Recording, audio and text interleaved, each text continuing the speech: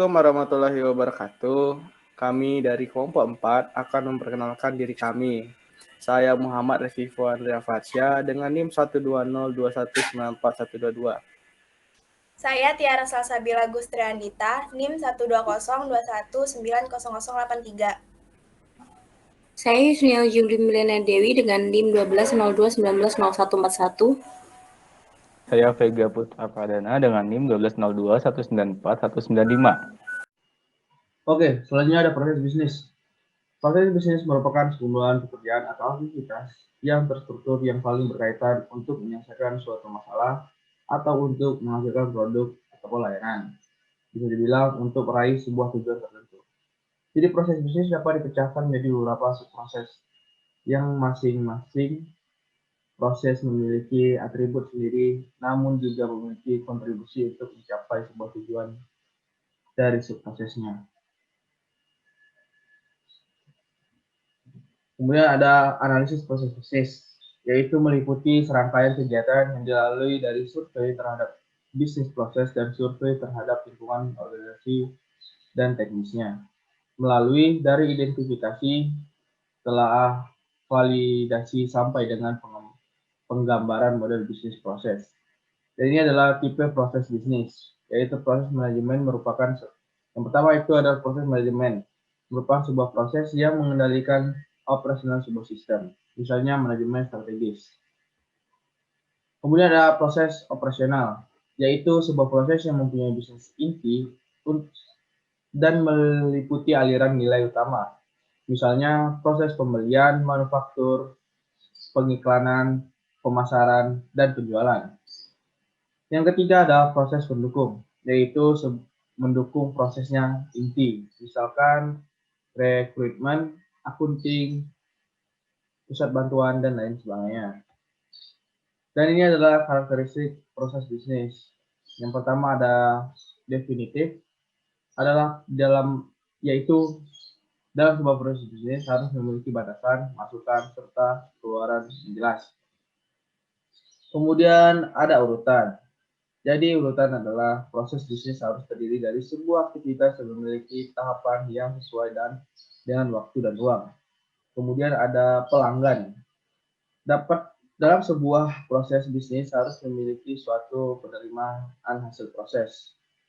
Keempat ada nilai tambah, yaitu transformasi yang terjadi dalam proses bisnis memberikan nilai lebih pada penerimanya.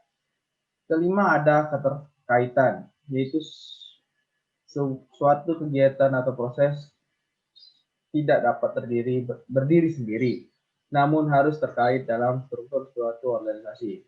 Yang terakhir ada fungsi silang, yaitu suatu proses pada umumnya, walaupun tidak harus, memiliki atau mencakup beberapa fungsi.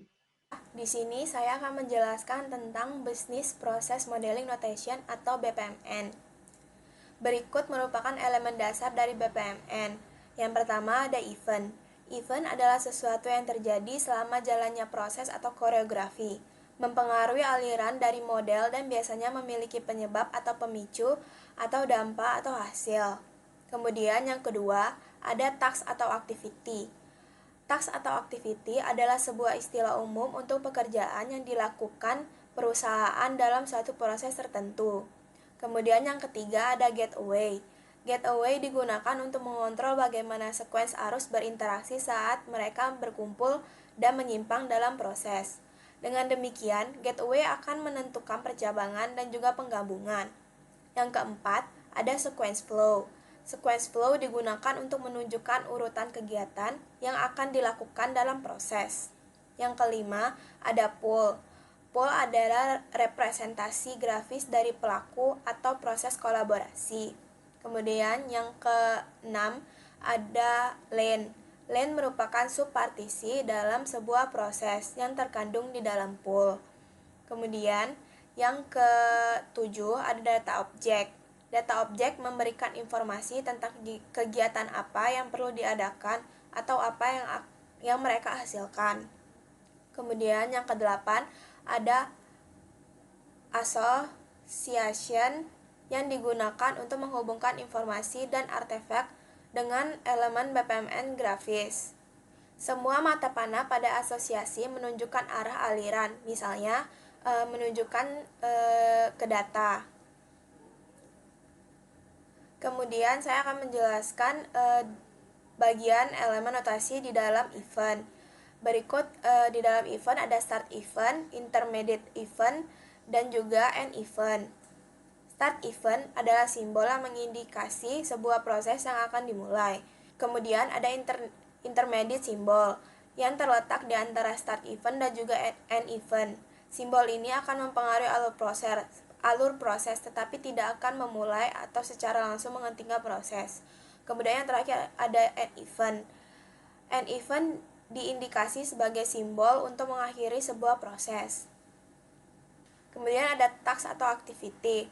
Nah, di sini kelompok kami menggunakan subproses task, send task, dan juga receive task. Subproses task adalah aktivitas gabungan yang di dalamnya mengandung aktivitas atau task lain. Kemudian ada send task. Send task adalah task yang digunakan untuk mengirimkan pesan. Kemudian ada receive task, yaitu simbol yang digunakan untuk menerima pesan. Kemudian ada gateway. Yang pertama ada exclusive gateway, yaitu di mana kondisi memecah aliran menjadi salah satu dari dua atau lebih jalur yang saling eksklusif. Ada inclusive gateway, adalah decision di mana ada lebih dari satu kemungkinan hasil. Kemudian ada parallel gateway, yaitu semua jalur harus dipilih untuk lanjut ke aktivitas selanjutnya. Kemudian yang terakhir ada complex gateway, yaitu di mana hanya yang memenuhi syarat yang bisa lanjut ke aktivitas atau proses selanjutnya. Misalnya, di dalam suatu proses bisnis memiliki 5 aktivitas, dan hanya boleh lanjut ke proses selanjutnya jika ada 3 aktivitas dari 5 aktivitas tersebut yang telah terselesaikan. Baiklah, demikian penjelasan dari saya tentang bisnis proses modeling notation. Profil perusahaan dari PT Siemens Indonesia. Sejarah. Siemens AG adalah salah satu perusahaan industri besar dunia dan dikenal sebagai salah satu perusahaan global yang kompeten di bidang kelistrikan dan elektronika. Kantor pusat internasionalnya terletak di Berlin dan München, Jerman. Perusahaan Siemens mulai beroperasi di Indonesia pada tahun 1855 dan kantor cabang pertama di Indonesia bertempat di Surabaya. Aplikasi yang digunakan oleh PT Siemens Indonesia adalah SAP. Adapun visi misi dari perusahaan PT Siemens Indonesia. Visi PT Siemens Indonesia adalah menempatkan diri sebagai pemasok utama produk, jasa, dan penyedia solusi di bidang informasi dan komunikasi, pembangkit tenaga listrik, otomatisasi dan kontrol, kesehatan, dan sistem transportasi di Indonesia. Adapun misi dari PT Siemens Indonesia, yang pertama, yaitu menjadi salah satu perusahaan yang paling kompetitif dalam bidang elektronika dan listrik, serta mengatur langkah-langkah terbaik untuk kemajuan teknologi. Kemudian yang kedua, menyediakan produk dan layanan berkualitas tinggi yang menawarkan manfaat maksimal bagi pelanggan Siemens. Yang ketiga, membangun dan memelihara hubungan bisnis jangka panjang yang konstruktif berdasarkan saling percaya. Yang keempat, memposisikan diri sebagai bagian integral dari ekonomi Indonesia dengan rasa yang kuat tanggung jawabnya terhadap masyarakat dan lingkungan. Yang kelima, memiliki sistem kepatuhan yang mencakup semua langkah-langkah yang diperlukan untuk pencegahan efektif dan deteksi pelanggaran terhadap peraturan hukum yang dapat mengakibatkan sanksi hukum, pidana, atau administratif. Adapun tujuan dari PT Siemens Indonesia. Tujuan dari PT Siemens Indonesia adalah menyediakan produk dan jasa dengan kualitas tinggi yang menawarkan keuntungan maksimal bagi para pelanggannya, serta menjadi yang terdepan dalam bidang peralatan listrik dan peralatan elektronik dengan kualitas tinggi. Berikutnya ada value chain. Jadi yang pertama ada prime infrastructure, yaitu ada finance, MIS, dan legal service. Kemudian ada human resource management, antara lain ada perekrutan tenaga kerja, training tenaga kerja, dan perencanaan karya. Kemudian ada teknologi development, yaitu pengembangan teknologi kelistrikan dan jaringan listrik. Kemudian ada resource man-nya, yaitu antara lain gudang penyimpanan, supply material, dan perencanaan pembelian material. Kemudian ada inbound logistik, antara lainnya ada kabel, mobil, sumber daya listrik. Kemudian ada operation-nya, yaitu listrik dan karyawan. Berikutnya ada outbound logistik, yaitu tiang listrik, kabel, truk, dan panel listrik. Kemudian ada marketing dan sales, yaitu antara lain melalui iklan, browser website, tender, dan pameran. Kemudian ada servisnya, yaitu menyusun data potensi pasar, kemudian mempersiapkan dan melakukan pembangunan usaha baru sesuai dengan program kerja yang telah ditetapkan. Kemudian ada pengecekan jaringan listrik, gardu, pemasangan dan penambahan daya listrik di rumah baru. Nah, proses portofolio pada PT Siemens Indonesia itu memiliki 4 objek, yaitu servis atau jasa, kemudian electrical project, ada juga instalasi dan manufacturing. Pada servis atau jasa memiliki importance sekitar 70%, health-nya sekitar 75%, dan visibility sekitar 80%. Untuk electrical project memiliki importance sekitar 70%, health-nya sekitar 80%, dan visibility sekitar 75%. Untuk instalasi memiliki importance sekitar 60%, health-nya sekitar 70%, dan visibility sekitar 50%. Dan untuk manufacturing memiliki importance sekitar 70%, health 70%, dan visibility sekitar 80%. Nah, untuk grafiknya sendiri di sini semuanya masuk kategori importance-nya high dan health-nya itu good.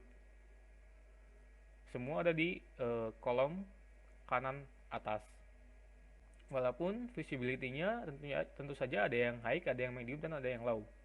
Sekian untuk proses portofolio yang saya jelaskan. Baik, saya di sini akan melakukan analisis proses bisnis yang pertama atau meredesain BPMN Project Execution Process. Dalam proses bisnis yang telah ada, kami menemukan kekurangan, yaitu pada aktivitas FAT atau Factory Acceptance Test, yang hanya dijalankan ketika produk tidak di-approve dan persetujuan hanya dilakukan oleh pihak internal. Maka dari itu, untuk meminimalisir komplain, kami memperbaiki proses bisnis, yaitu untuk aktivitas FAT dilakukan setelah produk jadi. Kemudian, pada aktivitas pengujian site, customer hanya dilibatkan saat site tidak berfungsi saja. Padahal, seharusnya setiap proses pada project dari customer ini harus selalu melibatkan customer. Pada aktivitas tersebut, kami membuat agar customer terlibat. Berikut merupakan BPMN dari Project Execution Process.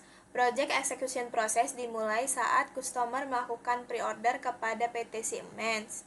Kemudian, Project Manager akan menerima orderan tersebut dan akan dilakukan project handover meeting dan dilakukan meeting dengan customer. Setelah itu, front end engineering akan membuat desain dari orderan tersebut dan akan dilakukan persetujuan dengan customer. Dan setelah itu akan dilakukan finalisasi desain yang menghasilkan file desain berbentuk data objek. Nah, di sini apabila customer tidak setuju dengan desain tersebut, maka project manager akan melakukan review dan melakukan meeting ulang dengan customer. Namun apabila customer setuju dengan desain tersebut, maka order akan diproses. Nah, bila order membutuhkan warehouse, maka akan diserahkan atau dilakukan penyerahan kepada warehouse, dan di warehouse order tersebut akan dieksekusi. Namun bila sumber daya berasal dari luar, maka akan langsung menghasilkan produk jadi. Nah, setelah produk tersebut jadi, akan dilakukan FAT atau Factory Acceptance Test. Nah, di sini merupakan redesign yang telah saya buat.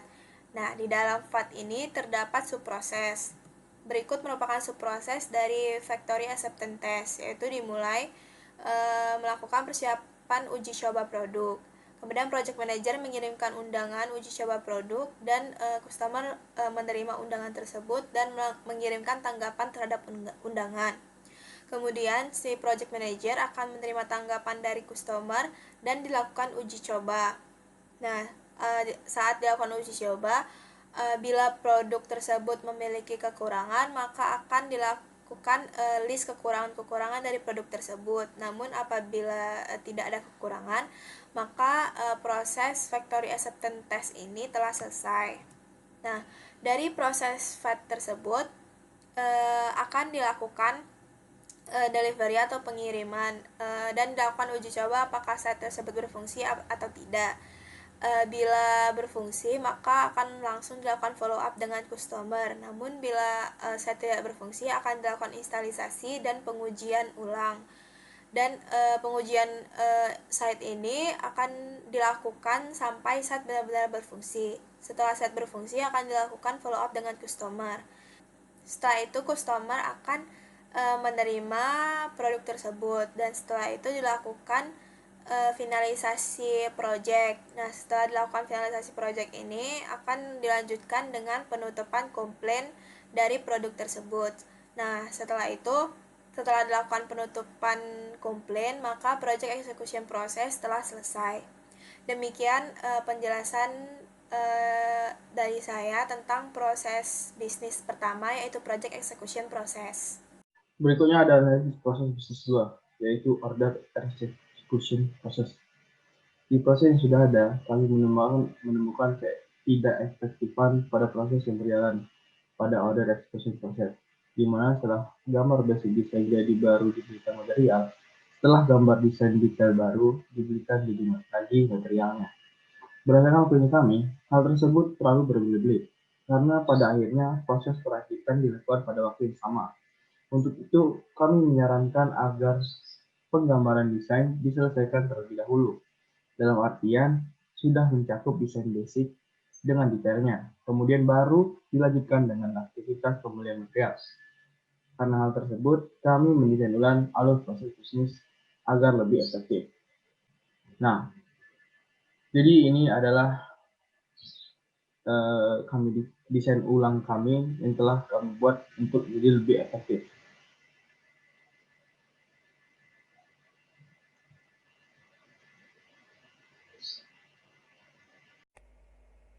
Nah, di sini saya akan menjelaskan proses bisnis yang ketiga, atau di sini saya akan redesign material manajemen proses. Jadi ini analisa dari kami untuk proses bisnis yang ketiga tentang material manajemen proses. Nah, di sini perbaikan desain proses bisnis terletak pada produksi planning atau saya singkat PP dan material management atau saya singkat MM. Pada desain proses bisnis sebelumnya, PP memberikan konfirmasi kepada MM, baik itu automatic purchase requisition atau APR sudah ada maupun belum ada. Nah, jika APR belum ada, maka MM harus memproses APR secara manual. Maka dari itu, kami desain ulang prosesnya supaya semua yang berkaitan dengan APR ditangani oleh PP, sehingga MM hanya memproses APR yang sudah diberikan oleh PP. Jadi, nanti PP hanya akan memberikan APR yang sudah ada, dan MM hanya akan menerima APR yang sudah ada. Menurut kami itu lebih efektif dan lebih mudah dipahami. Nah, untuk proses BPMN-nya, yang pertama production planning atau saya singkat PP itu menentukan item yang akan dibuat. Kemudian PP melakukan rincian material yang dibutuhkan untuk membuat item tersebut. Setelah itu, PP mentransfer data ke dalam sistem SAP perusahaan. Setelah mentransfer data ke dalam sistem SAP perusahaan, PP mengecek daftar permintaan atau purchase requisition, atau saya singkat PR aja ya. Nah, apabila PR sudah ada, maka PP langsung memberikan konfirmasi kepada material management atau saya singkat MM bahwa APR sudah ada. Namun apabila PR belum ada, maka PP akan mengakses dokumen Planet Order Report, kemudian PP akan merinci PR tersebut. Setelah PR ada, maka PP akan memberikan konfirmasi kepada bahwa APR atau automatic PR sudah ada. Nah, pada divisi material manajemen atau langsung menerima konfirmasi dari PP. Setelah itu, mengubah APR menjadi purchase order atau saya singkat PO. Setelah mengubah APR menjadi purchase order, melakukan pencarian vendor. Untuk melakukan pencarian vendor terdapat proses lagi. Prosesnya seperti ini. Jadi pertama perincikan material dari PR. Apabila perlu material import, maka melakukan pencarian kandidat vendor. Setelah itu, melakukan cross checking mengenai shipping atau pengirimannya. Setelah itu, barulah melakukan penetapan vendor. Namun, apabila material tersebut nggak perlu impor, maka langsung melakukan pencarian vendor lokal. Setelah itu, langsung melakukan penetapan vendor. Nah, setelah mendapatkan vendor, mengirimkan dokumen PO kepada Financial Accounting atau saya singkat FA dan Warehouse atau saya singkat WH. Setelah itu pada divisi Financial Accounting, yang pertama menerima dokumen dari kemudian Financial Accounting membuat purchase info record. Di sisi lain, Warehouse juga sama, menerima dokumen dari kemudian Warehouse langsung melakukan order sesuai dengan PO. Setelah divisi Financial Accounting membuat PIR dan Warehouse melakukan order sesuai PO, tahap selanjutnya yaitu Warehouse melakukan konfirmasi PO dengan vendor. Setelah melakukan konfirmasi PO dengan vendor, maka material sampai pada Warehouse. Setelah itu, kembali lagi ke divisi material manajemen atau melakukan pengecekan terhadap material tersebut.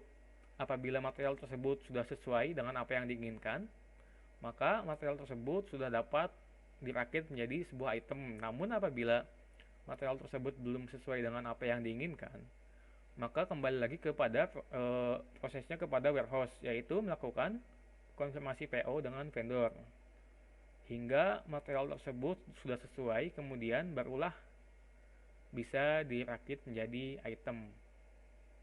Setelah itu prosesnya selesai. Terima kasih. Assalamualaikum warahmatullahi wabarakatuh. Di sini saya akan menjelaskan tentang redesign BPMN handling of customer complaint process. Untuk deskripsinya sendiri itu sebagai berikut.